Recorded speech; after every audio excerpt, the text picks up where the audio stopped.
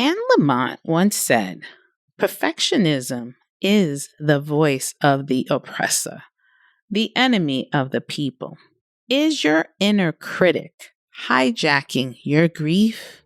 Let's dismantle your grief inner voice and reclaim your power. Stay tuned. Welcome to Overcoming Grief, a show for women experiencing profound grief and looking for support in healing and transforming their lives.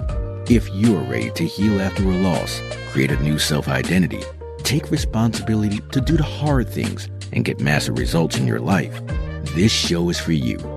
Now, here's your host, Master Grief and Life Coach, Sandy Linda. Hello, beautiful and creative souls out there. How are you all doing today?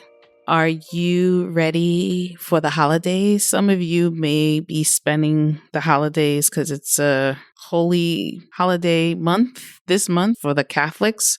So I'm familiar with it because my mom loved Easter. So this holiday season, I will be spending it with those who are not going to celebrate out in the restaurants or the malls. We'll be just going to the beach and walking like 5 miles to just reflect on our emotional storms and sunshines. So as I was working with one of my clients, she was feeling overwhelmed and guilty about the upcoming holidays. Now, her grief experience happened 2 years ago, but she was struggling with her emotions and she was not able to express them openly with her family until she was able to get the pleasure to work with me. She was explaining to me how she does not have the energy to have a perfect performance during the holidays as she is working to heal and manage her emotions with grace. She asked me how I could create an ideal performance for holiday gatherings while still trying to recover from her grief storm. And when she said that, I said to myself, she's talking about a perfect performance. But before I continue, please join my insider community by hitting that subscribe button on my website and receive a valuable gift. Come and be part of the Elite Grief Warrior Squad. Be on the lookout for some exciting events. Also, I would greatly appreciate it if you could rate and review my show. Your feedback is invaluable as it helps me reach and support more individuals who, like you, are looking to move beyond the distress of grief and design a purposeful life. By sharing your thoughts and experiences, you are precious to our community. You're helping us all grow and live with intention. Thanks for being a part of it. Okay, just want to get that out of the way and begin our show. So, are you someone who sets high standards for yourself, but know when to let go of perfection? Or do you find yourself constantly striving for an impossible plan, even in times of grief? Today, we're diving deep into the topic of perfectionism and how it manifests in our journey through grief. Now, I have to say, perfectionism can be a mixed blessing. On one hand, healthy perfectionists set high goals and strive for excellence without letting their egos get in the way. But when the inner critic takes over, it can become unhealthy, especially when navigating the complexities of grief. Now, there's something about grief that feels rehearsed, almost scripted. Society has unspoken expectations about how grief should look, how we should express it. But the truth is, we're all stumbling through it, trying to find the right words or actions to comfort ourselves and others. Experiencing loss firsthand often sheds light on our own past reaction to other tragedies. For me, to now have been on the receiving end of the imperfect grieving comforting has been a fascinating and humbling realization of how performative our grief response can be. Today, we're going to unpack the heart of perfectionism and grief. I will define toxic perfectionism, explore the negative thoughts it fuels during the time of loss, and reframe our expectations about grief. Plus, I'll be sharing practical self care tips to help manage perfectionist tendencies along the way. So, are you ready to ditch the perfect grievers club? Let's get started. Perfectionism became the topic of this episode due to a client wanted the ideal or the perfect planning holidays. So allow me to define perfectionism. Perfectionism in the Googles, perfectionism is the practice of demanding a high quality performance from oneself or others striving for flawlessness. Now, I decided to talk about the toxic perfectionism because there is healthy perfectionism, but there is some toxic perfectionism. And it's the worst kind where you get so scared of messing up that you can't do anything at all. You become frozen and unable to take any action because you're so afraid of failing and getting it wrong. Why? The madness. It can also cause you to hold back your emotions and not express them until much later. And that's a bad recipe. There is a pressure to get over our grief so we won't feel less alone with our family or friends.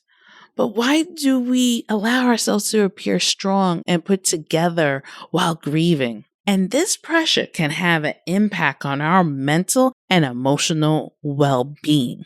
Now, while my client is struggling to plan the perfect performance planning holiday, she had so much chaos in her mind and her family members. She's grieving, but her family wants to have this family gathering. Now, as she's grieving, she's unpacked a lot with me since she started working with me. She just does not have the energy to plan or attend the holiday gathering. And even though, she worked with therapists and now she was still feeling stuck, she wanted to unpack other emotional wounds that's been hidden and she was able to release. And so this particular problem that she was experiencing was an opportunity to really release any emotional wounds that was holding her back. So she was fearful of being abandoned by her family members if she doesn't do the whole hosting of the holiday. Then I asked her, what is it costing you emotionally to say no? And she said she did not want to upset her family members because she was considered the perfect host at these holiday events. And so I asked her, how do you know if they're going to be upset with you? Have you had the conversation yet? It's so fascinating to me about this part.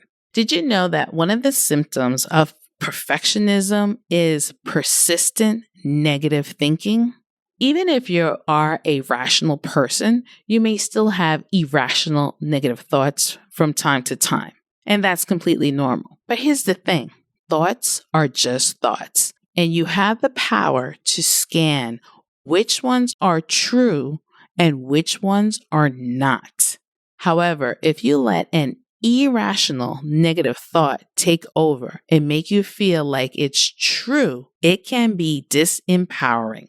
For instance, if you believe the thought that they might get upset because you're the perfect host at a family gathering, it can cause you emotional pain, sadness, and anxiety. This pain can trigger you to make a decision you'll later regret. Then she told me that she should know better. And it's a pretty common thing to hear, but the problem with those should statement is that they don't always take your personal circumstances into account. They're just thoughts that tell you what you ought to do. And when you don't live up to those expectations, it can leave you feeling guilty and ashamed, like you're not measuring up. Researchers have been digging into the whole toxic perfectionism thing, and what they're finding is eye-opening. Is it the intense drive to be perfect? It turns out it's not just about wanting everything to be flawless. It's tied to some heavy stuff like mental health issues, social anxiety, eating disorders, and even thoughts of suicide. I am a mental health advocate, and I've seen so many high pressured people dying to be perfect, to be belonging to a community, to fit in. When we constantly chase perfectionism to be socially acceptable while we grieve, we're on this never-ending treadmill of disappointment. We're always feeling like we're letting everyone down. Well, perfection just isn't achievable. So it's crucial to be mindful of your thoughts and not let them control you. Can I get an amen for that? Alrighty. Are you ready to embrace imperfection and promote your well-being while you're grieving? Let's get into our inner critic and embrace the healing power of grieving imperfectly. Here are some self-care tips for being kind to yourself. Let me just remind you, these steps are a little different because I usually tell you journaling or walking. Here are something more allowing you to heal through your grief in this particular way. So number one is watch a comedy show or read a comedy book or call a friend that makes you laugh. I'll give you an example of my situation. When I was grieving, I needed something, an outlet that will allow me to heal, especially during the pandemic. And I had the opportunity to watch the Dave Chappelle show when it was on Comedy Central because it was on Netflix. So I watched that over and over again. But also, my other favorite was Curb Your Enthusiasm with Larry David. I mean, that show is so hilarious. There are moments where I hate David and there's moments where I feel sorry for him. And the parts in there where grief and the show's characters really, really spark my interest to continue on laughing through my own grief too, especially when Larry has his own theories on it on the show, but it's just for laughter. And recently, there was an episode where Richard Lewis was talking about that he was going to put Larry on his will when he dies. And it's such a funny character scene in that episode of them talking about death. And then 2 weeks later, Richard Lewis in real life had passed away. And it was such a thrilling but a sad moment. But I just love what Larry David had to say. He said that he was like a brother. He had that rare combination of being the funniest person and also the sweetest. But today, he made me sob. And for that, I'll never forgive him. And just that whole collection with him and Richard during those moments of Curb Your Enthusiasm just makes you have tears of laughter, but a tears of sorrow. And look, he still made you laugh, but he's still in a moment of his grief. So again, watch a comedy show, something silly if it can help, or read a book. Number 2 is practice self-compassion. When you're feeling frustrated with yourself, especially when you're doing those inner critic talk, try speaking to yourself as you would to a friend in a same situation. Use kind and supportive language, whether you talk to yourself in the mirror or write affirmations on a sticky note. Number 3, engage in fun exercises. Now, I always told you walking, but how about incorporating a physical activity into your routine in a way that feels enjoyable and even a little silly? Consider activities like rollerblading. I used to rollerblade and I miss it because I'm getting up in age and I'm like, I don't think rollerblading would be fun, but I'll try it one day. Playing frisbee, taking a dance class, or try rock climbing. Rock climbing is fun. I did it in St. Lucia and I will do it again. So find joy in movement that can help alleviate stress and boost your mood. Number 4, replace should with could. Challenge your perfectionist thinking by reframing should statements into could statements. Instead of dwelling on what you think you should have done differently, focus on what you could do moving forward. This shift in perspective can reduce self-criticism and promote flexibility. And the last is practice self-acceptance, but I also want to reframe it, practice self-appreciation. Cancel self-criticism by knowingly acknowledging your strength and accomplishments. Make it a habit to give yourself one genuine compliment for every self-critic. Recognizing your own value and worth can help build resilience and self-esteem. So those are my 5 steps of you grieving imperfectly, because grieving perfectly is totally impossible. Lamont showed us how perfectionism oppresses grief, and the inner critic is the enemy of our voice. Loss is hard enough. Don't let perfectionism make it worse. Reframe those negative thoughts into empowered thinking. Don't let those inner critics attempt to hijack your grief. It's important to be mindful of your thoughts and not let them take control. And by the way, don't let those should statements get the best of you. You're the one in charge of your life, and you get to make the decision that works for you. Don't let those expectations from friends or family hold you back from being an amazing, unique self.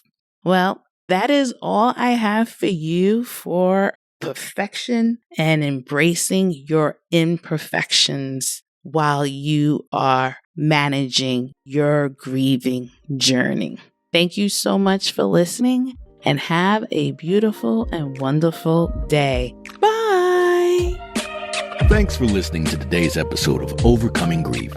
If you're ready to move into a new, rewarding life experience and want more information about how to work with Sandy, visit www.sandylinda.com.